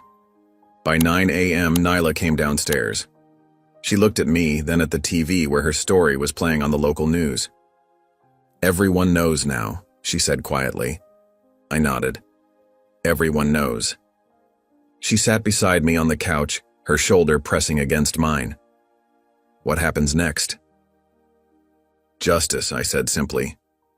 My phone rang again. Tyler's father, his voice a mixture of rage and desperation. "You've destroyed my son's future," he hissed. "We'll sue you for everything you have." "Your son destroyed his own future when he put his hands on my daughter," I replied calmly. "And please, sue me. I'd love to put every detail of this case on public record." He hung up. 10 minutes later, his lawyer called instead, tone markedly more conciliatory, floating vague terms about resolving this matter privately. I declined. By noon, social media had exploded with side-by-side images.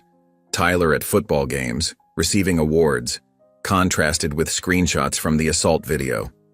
Chase's mother, the district attorney, had issued a statement recusing herself from any involvement in the case, citing conflict of interest. Brent's family had gone completely silent, their social media accounts suddenly deleted. The school board meeting was broadcast live. Parents packed the room, many wearing purple ribbons, Nyla's favorite color. The board members looked shell-shocked as parent after parent took the microphone, demanding answers, accountability, resignations. Principal Harper was nowhere to be seen. A statement from his office cited personal leave. At 2 p.m., my doorbell rang. I expected another reporter, but instead found a young woman, maybe 20, standing on my porch. "You don't know me," she said, "but 3 years ago, Tyler and his friends—" She trailed off, took a deep breath. "No one believed me. I just wanted to say thank you." She wasn't the only one. Throughout the afternoon, messages poured in from survivors across the country, sharing their own stories, offering support, thanking us for breaking the silence. By evening, the boys' families were in full damage control. Tyler's father, the judge, had taken an indefinite leave of absence. Chase's family issued a statement claiming their son had been influenced by peer pressure, but accepting that actions have consequences. Brent's parents hired a crisis management firm. Too little, too late. The juvenile court dates were set for the following week. The district attorney's office from the neighboring county would be handling the prosecution to avoid any appearance of conflict. As night fell, Nyla and I sat on our back porch, away from the cameras out front. She leaned her head against my shoulder. "They can't hurt anyone else now," she said softly. I put my arm around her shoulders. "No, they can't." My phone buzzed one more time. It was a message from Child Protective Services. The anonymous complaint against me had been formally dismissed. The system that had protected the boys for so long was crumbling, piece by piece. I woke the next morning to my phone buzzing with news alerts. The story had evolved overnight, taking on a life of its own. What started as an exposé of 3 high school boys had morphed into something much larger, a full-blown investigation into the power structure that had protected them. "Dad?" Nyla stood in my doorway, phone in hand. "They're talking about the judge now." I sat up and patted the bed beside me. Together, we watched the news report. Tyler's father, Judge William Reynolds, had been placed on administrative leave pending an ethics investigation. The State Judicial Conduct Board had issued a statement citing serious concerns about potential abuse of power and conflict of interest. "What does that mean?" Nyla asked. "It means the spotlight isn't just on Tyler anymore. It's on everyone who helped cover this up." My phone rang, another reporter wanting a statement. I declined, as I had with all the others. This wasn't about me getting my face on camera. This was about justice, pure and simple. By mid-morning, social media was ablaze with new revelations. Someone had dug up 3 previous cases where Judge Reynolds had thrown out charges against wealthy kids from the community, including a drunk driving incident involving the mayor's son that had been completely expunged from public record. I made Nyla breakfast, trying to maintain some semblance of normalcy. "You don't have to go to school today if you don't want to." She shook her head. "I'm going. I'm not hiding anymore." Pride swelled in my chest. My daughter was braver than all those men combined. After dropping her off, I drove past the police station. News vans were parked outside. Police Captain Reeves, Chase's uncle, was facing his own reckoning. The state police had launched an ethics inquiry after evidence emerged that he'd personally intervened in previous complaints against the boys, classifying them as minor incidents or misunderstandings. My phone buzzed with a text from one of the mothers who'd contacted me earlier. "Just got called by the state attorney general's office. They're interviewing all the families who were silenced. Thank you for breaking this open." By noon, the school board had called an emergency session. I watched the live stream as parents packed the meeting room, many holding signs demanding accountability. The board chair looked visibly uncomfortable as she announced that several major donors had pulled their funding from the school, citing concerns about student safety and administrative oversight. The board has received letters from the Henderson Foundation, Westlake Industries, and 3 alumni associations suspending all donations until a full independent investigation is completed, she read from a prepared statement. The camera panned to show empty chairs where Principal Harper and 2 vice principals would normally sit. An hour later, the news broke. Principal Harper had submitted his resignation, effective immediately. His statement cited personal health concerns and stress as the reason for his departure. No mention of his role in covering up multiple assaults. No apology to the victims. Just another powerful man slinking away when faced with consequences. I couldn't help but smile grimly. Harper, who'd looked at my bruised, bleeding daughter and called it a misunderstanding.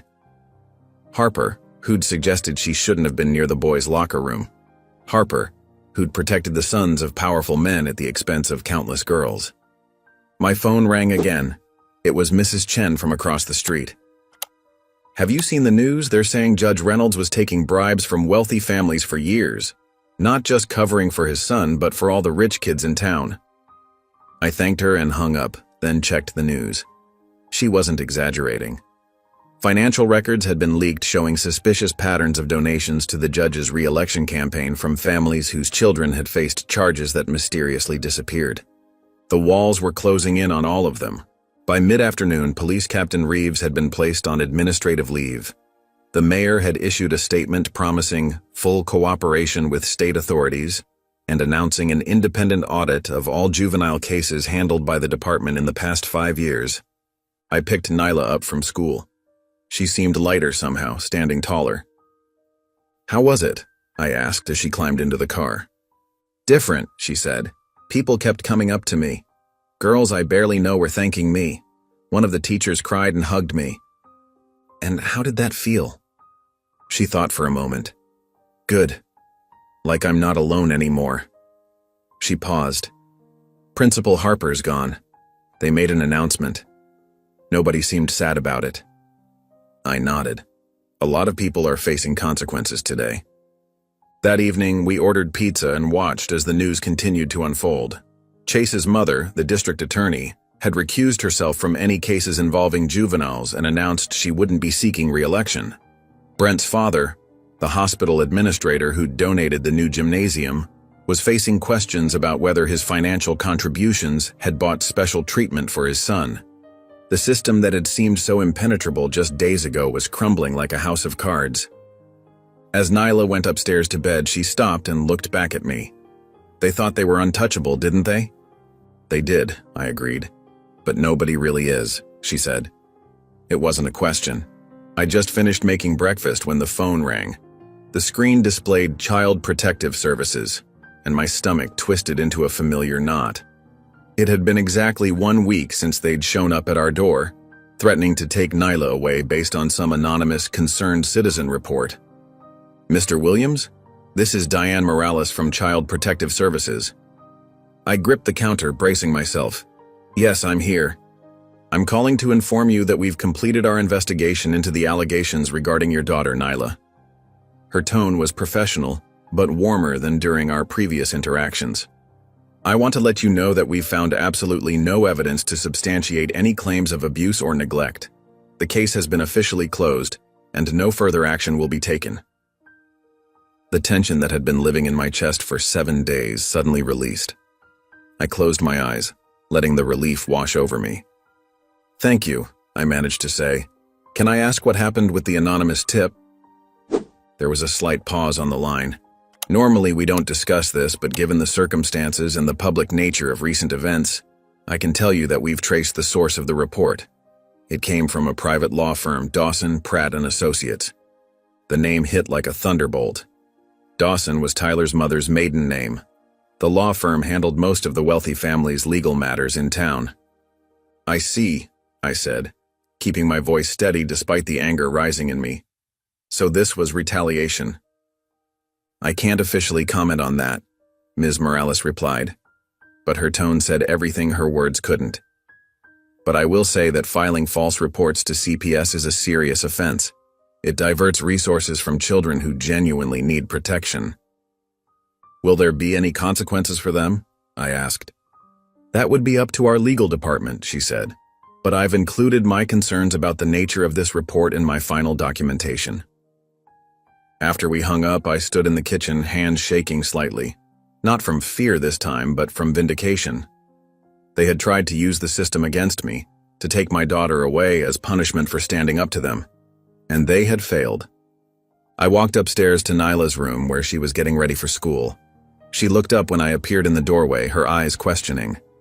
That was CPS, I said. They've cleared us completely. The case is closed. Her face transformed, eyes widening before she launched herself across the room. I caught her in a hug that felt like coming home after years away. I held her tightly, feeling her shoulders shake with relief.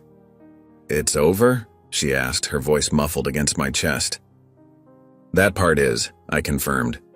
They found out who made the false report too. It came from a law firm connected to Tyler's family. Nyla pulled back to look at me, her expression hardening with understanding beyond her years. They tried to take me away from you because we fought back. I nodded. They did, but they underestimated us. Again. We stood there holding each other, and for the first time in what felt like forever, I took a full, deep breath. The weight that had been crushing my chest since that first phone call from the school nurse was finally lifting. We should celebrate, Nyla said suddenly. Can we get ice cream after school? I laughed, the sound surprising even me. Ice cream, pizza, whatever you want. This is definitely worth celebrating. As we drove to school, I noticed Nyla sitting taller in her seat, her gaze no longer fixed on her lap or out the window. She was looking straight ahead, chin up. The transformation was subtle, but profound. Dad? She said as we pulled up to the drop-off zone. Yeah? Thank you for believing me, for fighting for me. Her voice was steady, sure. Ms. Garcia, my counselor, says a lot of kids don't have someone who does that. I swallowed hard against the sudden tightness in my throat. I will always fight for you, Nyla. Always. She nodded, then leaned over to kiss my cheek before grabbing her backpack. I know. That's why we won. I watched her walk into the school, back straight, head high. Other students greeted her, some with high fives, others with gentle shoulder touches. No longer invisible, no longer a target. When I got home, I called my boss to give him the update. He'd been understanding throughout this ordeal, giving me the flexibility I needed to handle the CPS investigation. That's fantastic news, man, he said.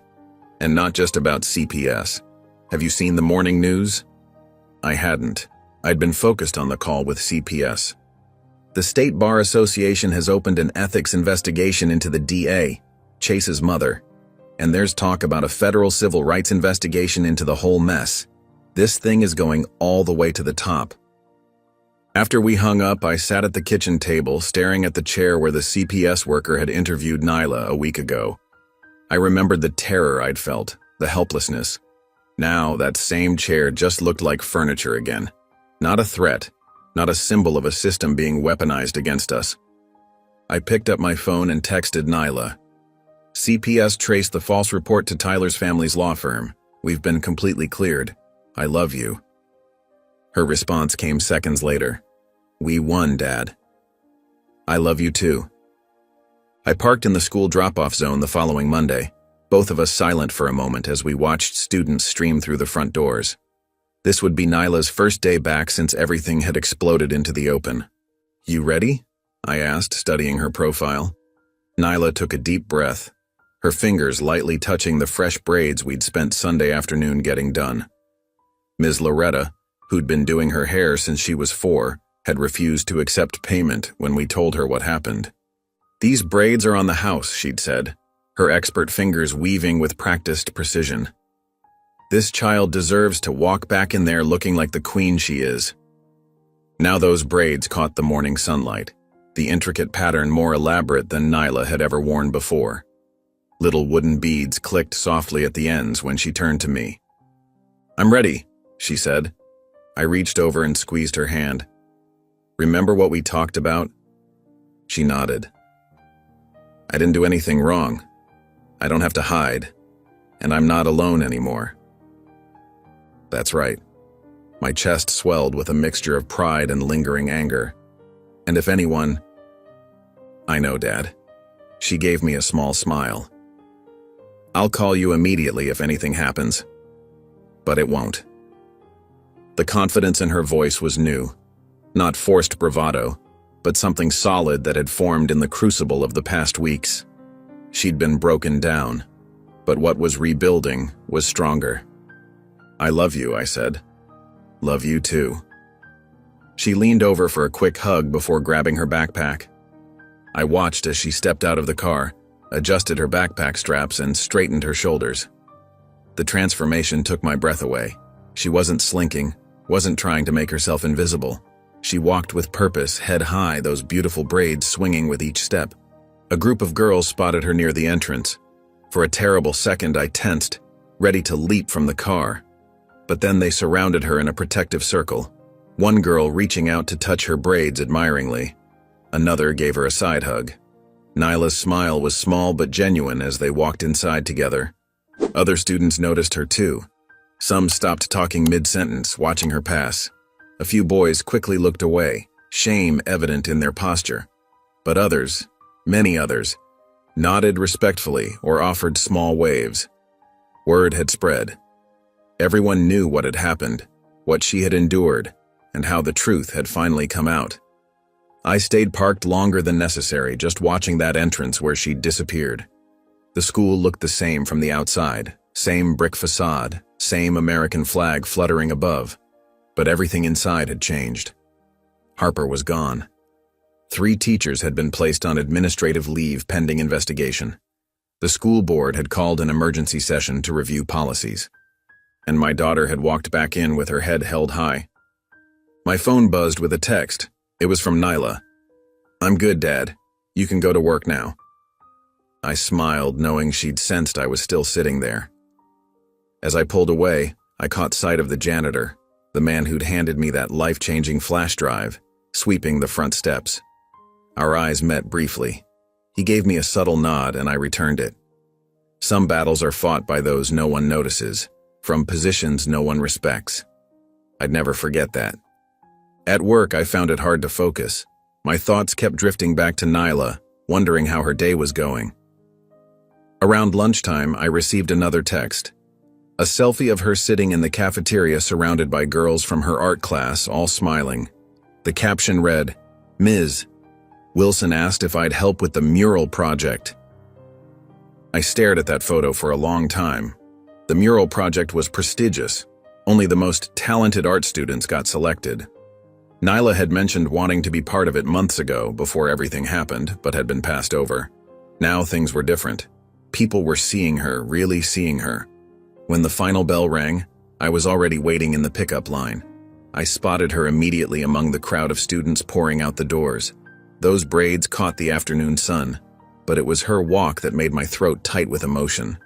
She moved with a quiet dignity that hadn't been there before, something earned through fire. As she approached the car, I noticed several students call out goodbyes to her. A teacher I didn't recognize stopped her briefly, said something that made Nyla smile and nod. When she finally slid into the passenger seat, there was a lightness about her I hadn't seen in months. "Good day?" I asked, trying to keep my voice casual. "Yeah," she said, buckling her seatbelt. "Really good, actually." As we pulled away from the school, she turned to look at the building one last time. "It feels different now," she said quietly. "Like I can breathe there again." I glanced at her, this extraordinary child of mine who had endured so much and somehow emerged stronger. Her braids shone in the sunlight, but it was the light in her eyes that truly took my breath away. "I'm proud of you," I said, "so damn proud." She smiled, a real, full smile that reached her eyes. "I know, Dad. I'm kind of proud of me too." That evening, I ordered pizza for dinner, Nyla's favorite with extra cheese, a small celebration. While we waited for it to arrive, I caught her looking at her phone, scrolling through message after message. "Everything okay?" I asked. She nodded. "Everyone's talking about it. About us." She held up her phone to show me. 3 girls from my class said they're going to talk to their parents now about stuff that happened to them. My chest tightened. That's brave of them. They said I was brave first. Her voice was quiet but steady. I didn't feel brave, Dad. I was just scared. I put my arm around her shoulders. Being scared and doing the right thing anyway, that's exactly what brave is. The pizza arrived and we settled on the couch with paper plates balanced on our laps. I grabbed the remote and hesitated before turning on the TV. Part of me wanted to shield her from any more of this, but another part knew she deserved to see the impact of what we'd been through. You want to see what they're saying? I asked. She nodded, her eyes serious. I think I need to. I switched on the news. Sure enough, our town was still the lead story. The anchor, a woman with a serious expression and perfect hair, looked directly into the camera. Tonight, we continue our coverage of what many are calling a town's reckoning. 3 days after shocking footage exposed the assault of a middle school student and an alleged cover-up by school officials, federal investigators have opened a civil rights inquiry into Lakeside School District. Footage played of men and women in suits entering the school board building. Then it cut to parents protesting outside the courthouse, holding signs that read, "Protect all children," and "No more silence." The 3 boys involved, whose names are being withheld due to their age, have been formally charged in juvenile court, the anchor continued. Sources tell us the district attorney is considering additional charges against school administrators who allegedly destroyed evidence. Nyla leaned against me, her body warm and solid against my side. I felt her take a deep breath. They're actually doing something, she whispered. Yes, they are. I squeezed her shoulder gently. The screen changed to show a reporter standing outside our town hall. Community response has been overwhelming. A special meeting called by the mayor last night saw record attendance, with citizens demanding policy changes and greater transparency in how schools handle reports of violence. They cut to footage from that meeting, a woman at a microphone, her voice shaking with emotion. My daughter was too afraid to tell me what happened to her 2 years ago. She thought no one would believe her. Now I know why. Nyla set her pizza down, her appetite seemingly gone. I was about to turn off the TV when a familiar face appeared on screen, the janitor who had given me the flash drive. I just did what was right, he was saying to a reporter. These kids deserve better than what they've been getting. Sometimes you gotta stand up even when it costs you. And it did cost you, the reporter said. You were terminated from your position yesterday. The janitor shrugged. Got other jobs before, I'll get another one. Couldn't live with myself if I'd stayed quiet. I felt a stab of guilt. I hadn't known they'd fired him. Dad, Nyla said suddenly, we have to help him. I nodded. We will. The news shifted to other stories, but neither of us moved to change the channel. Nyla nestled closer to my side, her head resting against my shoulder. We sat in comfortable silence for a while, the TV murmuring in the background. It feels weird, she finally said. Like everything's different now, but also the same. Does that make sense? Perfect sense, I replied. The world looks the same on the outside, but everything's shifted underneath. She nodded against my shoulder. I keep thinking about those boys. Not because I'm scared anymore, but I wonder if they knew how wrong it was. If anyone ever taught them. I considered this. That's a really thoughtful question. I don't know the answer, but it doesn't excuse what they did. I know, she said. I just wonder if someone had stopped them the first time, if they wouldn't have done it again. And again. Her insight hit me hard. Even after everything she'd been through, she was thinking about the bigger picture, about prevention rather than just punishment. You're something else, you know that? I said, my voice rough with emotion. She smiled a little. I get it from you. We fell silent again, watching as the news cycled back to our story.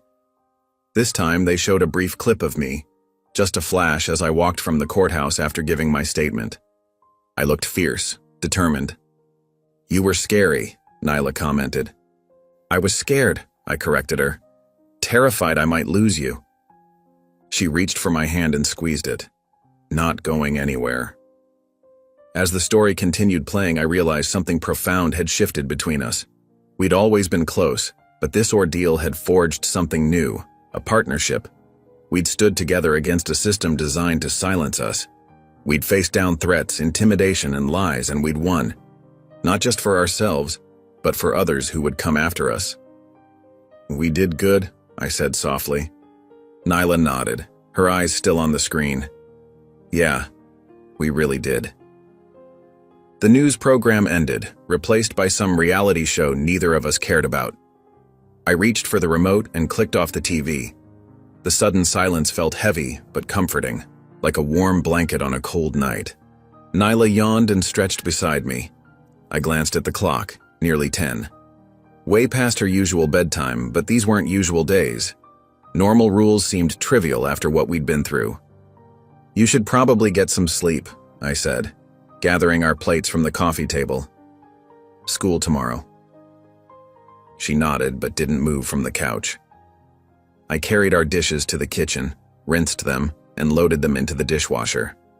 When I returned to the living room, Nyla was still sitting there, staring at the blank TV screen, lost in thought.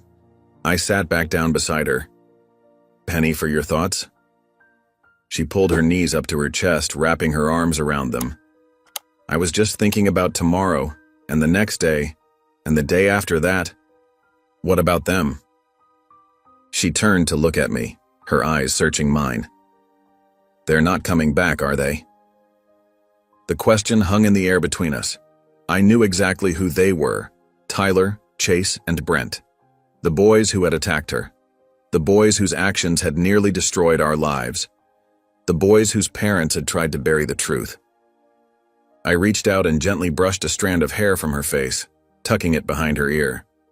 Her braids were fresh and neat, done by a stylist who had heard our story and offered her services for free. "Not a chance," I said firmly. Relief washed over her face, her shoulders visibly relaxing. "Promise?" "I promise." I meant it with every fiber of my being. The judge ordered them to attend a different school. Their families are facing civil lawsuits. 2 of their fathers are under investigation. They're not coming anywhere near you ever again. She nodded slowly, processing this. "And Principal Harper?" "Gone for good. The school board accepted her resignation and is conducting a full review of all past incidents." Nyla leaned her head against my shoulder. "Good." We sat in comfortable silence for a few minutes. Outside, the night was calm. No reporters camped on our lawn anymore. No strange cars driving slowly past our house. Just the occasional rustle of leaves in the gentle breeze and the distant hoot of an owl. "You know," I said, "I'm proud of you more than I can say." She looked up at me. "For what?" "For your strength. Your courage. For not letting them break you." I swallowed hard, fighting back the emotion rising in my throat. "For giving me that note when I was ready to give up." A small smile touched her lips. "I was scared you were going to stop fighting." "Never," I said. "Not for you. Never." She nodded, satisfied with my answer. Then she yawned again, bigger this time. "Come on," I said, standing up and offering her my hand. "Bedtime for real now." She took my hand and let me pull her to her feet. We walked upstairs together. The familiar creaks of the steps, a comforting reminder of home, of normalcy. In her room, Nyla climbed into bed while I drew the curtains. The moonlight filtered through, casting soft shadows across her walls. I sat on the edge of her bed as she snuggled under her covers. "Dad?" she said, her voice already heavy with approaching sleep. Do you think things will ever feel normal again?" I considered this. Not the same normal as before, but a new normal. A better one, I hope. She nodded, her eyes drifting closed. "I think so too." I leaned down and kissed her forehead. "Sleep tight, kiddo. I love you." "Love you too," she murmured. I stayed there for a moment, watching as her breathing deepened and slowed. My brave, resilient daughter. In sleep, she looked so peaceful, so unburdened. It was hard to believe what she'd been through. what we'd both been through. As I stood to leave, I noticed her sketchbook on the nightstand, the same one where I'd found those heartbreaking drawings that had fueled my determination. Curious, I picked it up and carefully opened it. The newest sketch took my breath away. It showed two figures standing side by side, facing forward. United States. Behind us were shadows, but they were just that. Shadows, with no power over the figures in the light. At the bottom of the page, she'd written in her neat handwriting, "We won." I gently closed the sketchbook and returned it to the nightstand. Yes, we had won. Not just against those boys or the corrupt system that protected them, but against fear itself. I moved quietly to the door, taking one last look at my sleeping daughter. Inside this home, peace had finally taken root. It hadn't come easily, and the cost had been high. But watching Nyla sleep soundly, without fear, I knew it had been worth every moment of the fight. I pulled her door partially closed, leaving it open just enough for a sliver of hallway light to slip through, a habit from when she was younger and afraid of the dark. Though tonight, for the first time in weeks, I was certain no nightmares would disturb her rest. Without fear, I knew it had been worth every moment of the fight. I pulled her door partially closed, leaving it open just enough for a sliver of hallway light to slip through, a habit from when she was younger and afraid of the dark. Though tonight, for the first time in weeks, I was certain no nightmares would disturb her rest.